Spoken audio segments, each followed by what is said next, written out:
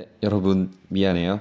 선생님 핸드폰에 용량이 좀 별로 없어서 다시 피치 못하게 영상을 두 번으로 나눠서 찍게 되었어요. 다시 한번 이제 계속 이어서 말씀을 좀 드릴게요. 그러니까 오늘날의 이웃이 교통과 통신 수단이 늘어나게 되면서 예전의 전통의 이웃과는 다르게 훨씬 더 다양한 사람들을 만날 수 있게 되었다라는 것이 포인트였고요.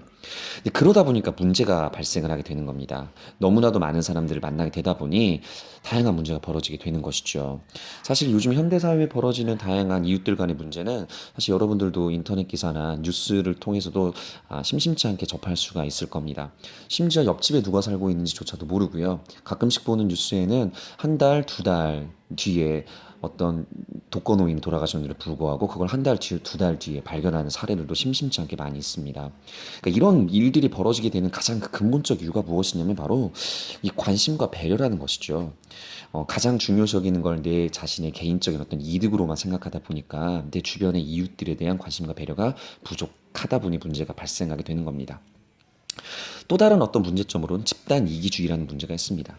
이 이기주의라는 게 뭐냐면 이 이는 나에게 이롭게 한다라는 겁니다. 근데 여기서 말하는 건 나에게 이롭게 한다는 것 자체가 나쁘다라는 것이 아니고요. 이기주의라는 것은 자신의 이득을 위해서 다른 사람의 손해를 보더라도 피해를 보더라도 상관없이 자신의 이득만을 바라보는 거. 이게 바로 집단 이기주의거든요. 근데 사람이 함께 살아가다 보니 결국에는 함께 해야 될 것들이 참 많음에도 불구하고 자신의 집단의 이득만 생각하다 보면 생기는 문제들입니다. 예를 들면 님비, 핀피라는 두 가지가 있습니다. 이 님비는 뭐냐면 영어로 좀 설명을 할게요. Not in my backyard라고 합니다. 여기 앞에 보이는 앞자들만 따보면 N, I, M 그래서 님이 되고요. B, Y 하면 B가 됩니다. 얘를 좀 해석을 해보면 not은 안 된다라는 거죠. In my backyard, yard는 마당이에요. 그러면 뒷마당, 내 뒷마당에는 안 돼! 이런 말인 거죠. 그러니까 쉽게 말하면 자신의 지역에 좋지 않은 시설, 혐오 시설이라고 표현합니다.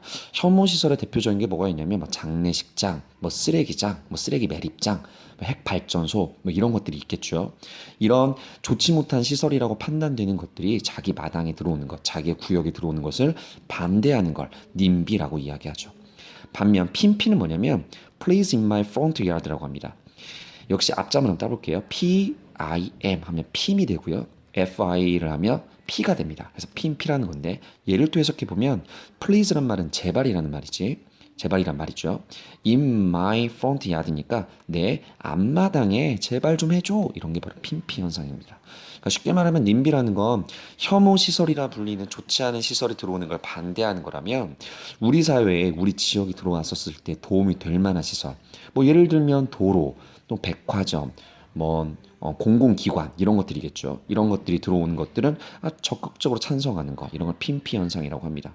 근데 사실 이건 님비와 핀피에 대한 어떤 개념적인 얘기만 말씀을 드린 거긴 하지만 이것 자체를 무조건 그들의 어떤 이 님비와 핀피를 주장하는 사람들의 모습 자체를 무조건 나쁘다라고만 판단하기 좀 어렵습니다.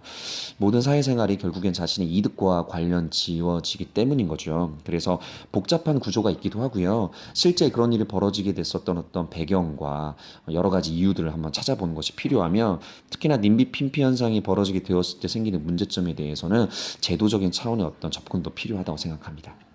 마지막입니다. 너무 당연한 이야기인데 이웃이 왜 소중한지 간단히 이야기해 볼게요. 힘들고 어려울 때 서로 돕죠. 기쁨과 슬픔을 함께 나누며 더불어 사는 삶을 삶의 의미를 배울 수 있다. 이 보다 보니까 선생님이 누가 딱 떠오르냐면 친구가 떠오릅니다. 그렇지 않습니까? 사실 이웃이라는 게 멀리 있는 또는 SNS를 통해서 만나는 그런 사람들만이 이웃이 아니라 어찌 보면 가장 가까운 이웃, 진정한 이웃, 나에게 정말 큰 도움이 되며 나에게 정말 어려울 때 도와주며 기쁨과 슬픔을 함께 나눌 수 있는 사람, 그것은 결국 친구가 아닐까라는 생각이 들기도 하네요.